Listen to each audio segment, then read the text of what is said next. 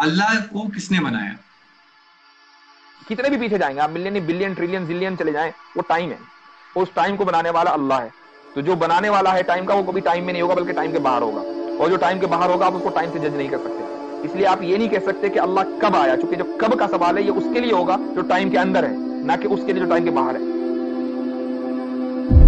कहो कि वो माबूद बरहक जिसकी मैं इबादत करता हूं अल्लाह है, वो एक है। अल्लाह बेनियाज है, वो न किसी का बाप है और न किसी का बेटा, और कोई उसका हमसर नहीं। अल्लाह वो माबूद बरहक है कि उसके सिवा कोई इबादत के लायक नहीं। जिंदा है, सबको थामने वाला, उसे न ऊंघ आती है न नींद। जो कुछ आसमानों में और जो कुछ जमीन में है सब उसी का है। कौन है कि उसकी इजाजत के बगैर उससे किसी की सिफारिश कर सके? जो कुछ लोगों के रूबरू हो रहा है और जो कुछ उनके पीछे हो चुका है उसे सब मालूम है, और लोग उसकी मालूमात में से किसी चीज पर दस्तरस हासिल नहीं कर सकते। हाँ, जिस कदर वो चाहता है उसी कदर मालूम करा देता है। उसकी बादशाही और इल्म आसमान और जमीन सब पर हावी है, और उसे उनकी हिफाजत कुछ भी दुश्वार नहीं। वो बड़ा आली रुतबा है, जलीलुल कद्र है। वही अल्लाह तमाम मखलूकात का खालिक, ईजाद व इख्तिरा करने वाला, सूरतें बनाने वाला, उसके सब अच्छे से अच्छे नाम हैं। जितनी चीजें आसमानों और जमीन में हैं सब उसकी तस्बीह करती रहती हैं, और वो गालिब है, हिकमत वाला है। आसमानों और जमीन की बादशाही उसी की है। वही जिंदगी देता है और वही मौत देता है, और वो हर चीज पर कादिर है। वही अव्वल और वही आखिर, और अपनी कुदरतों से सब पर जाहिर और फिर भी पोशीदा है, और वो हर चीज का खूब जानने वाला है। वही है जिसने आसमानों और जमीन को 6 दिन में पैदा किया, फिर अर्श पर जलवा अफरोज हुआ।